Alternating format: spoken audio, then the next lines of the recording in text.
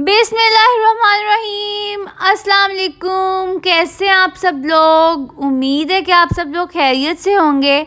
अल्लाह पाक आपके रिज़्क़ में और आपके घर में ढेर सारी बरकत डाले और जो भी मुश्किलात और हाजात हैं वो नबी पाक सल्लल्लाहु अलैहि वसल्लम के वसीले से जल्द अज जल्द पूरी, और हमारे फ़लस्तीनी बहन भाइयों पर जो मुश्किल वक्त आया हुआ है वो भी जल्द अज जल्द टल जाए। और ये नया साल तमाम बहन भाइयों के लिए ढेर सारी खुशियाँ, रहमतें, बरकतें लेकर आए। मैं अपने चैनल सिस्टर्स डैड कुक पे आप सबको वेलकम करती हूँ। अगर अभी तक आपने मेरा चैनल सब्सक्राइब नहीं किया तो जल्दी से पहले उसे सब्सक्राइब कर लें। सर्दियाँ हैं और सर्दी के इस जोर को मद्देनज़र रखते हुए आज मैं आप लोगों को ज़बरदस्त सी ट्राउट फ़िश की रेसिपी सिखाऊंगी, जो मैं जब स्वात गई थी तो मैंने वहाँ पर खाई थी। तो मैंने सोचा कि आज इस मज़ेदार सी फ़िश के जो जायके और जो मज़ेदार से फ्लेवर हैं वो मैं आप लोगों के साथ शेयर करूं, ताकि आप लोग भी अपने घरों में बनाएं और जो है ना ढेर सारी तारीफ़ें लें। तो चलिए चलते हैं और अपनी रेसिपी को स्टार्ट करते हैं। बिस्मिल्लाहिर्रहमानिर्रहीम। सबसे पहले हमने लिया जी फ़िश, और उसको जो है ना इस तरह से आज हम लोग कुक करेंगे। हमने उसको अच्छे तरीके से धो लिया था और उसके बाद हमने इसकी स्मेल को ख़त्म करना है। फ़िश की एक काफ़ी अजीब सी बुरी सी स्मेल होती है और अगर खाते वक्त भी वो आए तो फिर जो है ना फ़िश का वो मज़ा भी नहीं आता और दिल भी नहीं करता है। तो सबसे पहले आज हम उस स्मेल को ख़त्म करेंगे। उसके लिए मैंने लिया था लहसुन का पेस्ट, साथ साथ ली थी थोड़ी सी अजवाइन, सिरका और थोड़ा सा नमक, और वो लगाकर अब मैंने फ़िश को जो है ना 3 घंटे के लिए रख दिया है, ताकि अच्छे तरीके से जो है ना वो लहसुन और नमक और सिरके की वजह से जो उसकी स्मेल है ना वो ख़त्म हो जाए। आप लोग जो भी फ़िश बनाएं, चाहे वो बोनलेस हो या विद बोन्स हो, आपने जो है ना इस चीज़ का ख़ास ख्याल रखना है कि जो फ़िश है ना उसकी स्मेल ख़त्म करनी है पहले, नहीं तो फ़िश कोई भी नहीं खाएगा। क्योंकि हमारे घर पे तो इस चीज़ का ख़ास ख्याल रखा जाता है कि फ़िश की जो स्मेल है ना उसको ख़त्म किया जाए, उसके बाद ही उसको कुक किया जाए। और इस मेथड से ना आपकी फ़िश की जो स्मेल है ना वो बिल्कुल ख़त्म हो जाएगी। जब तक हमने फ़िश को साइड पर रखा है ताकि उसकी एक्स्ट्रा जो स्मेल वगैरह है ना वो रिमूव हो जाए, हम लोग कुछ स्पेशल चीज़ों की बात कर लेते हैं जिससे हमारी फ़िश को 4 चाँद लग जाएंगे। सबसे पहले मैंने यहाँ पर लिया है बेसन 4 टेबलस्पून, और उसको अच्छे तरीके से छान लिया था। और 4 टेबलस्पून ही मैंने लिया है यहाँ पर मैदा, और उसको भी मैंने अच्छे तरीके से छान लिया है ताकि कोई भी चीज़ वगैरह हो तो वो साइड पर हो जाए, नहीं तो फिर अगर वो मुँह में आएगी तो फिर अच्छा नहीं लगेगा। साथ साथ बात करते हैं जी कुछ और मज़ेदार सी स्पाइसेस की। तो मैंने यहाँ पर ली हैं जी सब्ज़ मिर्चें, 7 से 8 ली थी। उनको अच्छे तरीके से धो लिया है, उनकी डंडियाँ रिमूव कर ली हैं, उनको जो है ना दरमियान से कट कर लिया है। एक टमाटर लिया है, उसको भी जो है ना मैंने 2 हिस्सों में कट कर लिया है, ताकि जो है ना मज़ेदार सी जो हम फ़िश तैयार कर रहे हैं ना उसमें हेल्पफुल हो। फिर उसके बाद बात करती हूँ कुछ मसालों की। तो मैं यहाँ पर इस्तेमाल करूँगी फ़िश मसाला और साथ साथ जो है ना टिक्का मसाला। आप लोग भी ये मसाले इस्तेमाल कीजिएगा, आप लोग की फ़िश को 4 चाँद लग जाएंगे। साथ साथ मैंने ली थी जी कसूरी मेथी 1/2 टेबलस्पून, और उसको अच्छे तरीके से जब लगाना है तो लगाते वक्त हाथों की मदद से मसल लेना है, ताकि मज़ेदार सी भीनी सी जो खुशबू है ना वो हमारी फ़िश के अंदर चली जाए। 1 टेबलस्पून मैंने लिया है नमक, और वो भी इस्तेमाल होगा। और साथ साथ जो है ना मैंने यहाँ पर लिया है जी काला ज़ीरा थोड़ा सा, और साथ साथ जो है दादर मिर्च ली है 1 टेबलस्पून। थोड़ी सी बिल्कुल हम लेंगे यहाँ पर लाल मिर्च, और साथ साथ जाएगा हमारे पास सूखा धनिया। सूखा धनिया हम लोगों ने पाउडर फॉर्म में लिया है, आप लोग जो है ना उसको भी घर पर लाकर पाउडर इजीली बना लें। आप लोग बताएं, आप लोग अपने घरों में फ़िश किस स्टाइल से बनाते हैं, किस किस तरीके के मसाले जो हैं वो इस्तेमाल करते हैं, मुझे कमेंट सेक्शन में बताइएगा। मैं भी आप लोगों का तरीका फ़ॉलो करने की कोशिश करूँगी।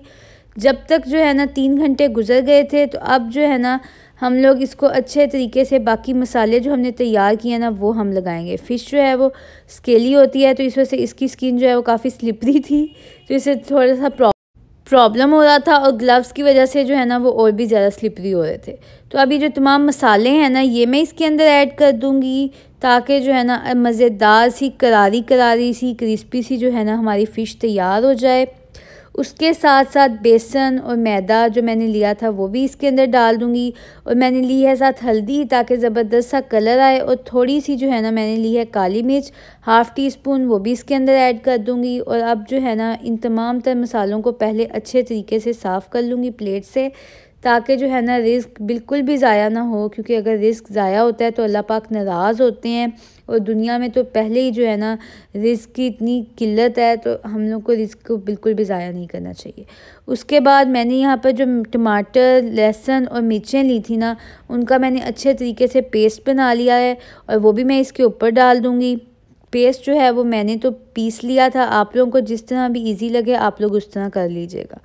अब जो है ना मैंने इस तरह से जो है ना दो बार डाला है और ये 5 टेबल स्पून बनते हैं। आप लोग जो है ना आप लोग भी इतना ही रखिएगा, लेकिन क्वांटिटी तभी आप लोगों की इतनी हो जब आप लोगों की फ़िश जो है ना वो भी मेरे जितनी हो। अगर ज़्यादा फ़िश है तो तब आप थोड़ा सा ज़्यादा कर लीजिएगा, और अगर कम है तो फिर आप उस लिहाज से जो है ना क्वांटिटी का ख़ास ख्याल रखिएगा।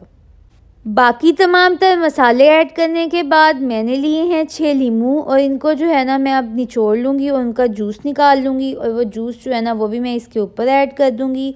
जूस जो है आपने उसके अंदर से सीड्स जो हैं वो बिल्कुल रिमूव कर देने हैं। और अब इस सब मसाले को जो है ना अच्छे तरीके से जो है इस फ़िश के ऊपर लगा देना है। फ़िश को अच्छे तरीके से ना मैरिनेट कर देना है, ताकि जो है ना अंदर तक फ़िश के जो है ना ये मसाला चले जाए और मज़ेदार सा जो जायका और चटखारा है ना वो सारा का सारा इस फ़िश के अंदर चला जाए। और जब ये फ्राई हो तो मज़ेदार सी जो है ना फ़िश फ्राई हो, ये मसाले जो है ना ये बिल्कुल भी ज़ाया ना हो और ये फ़िश के अंदर तक रच बस जाएँ।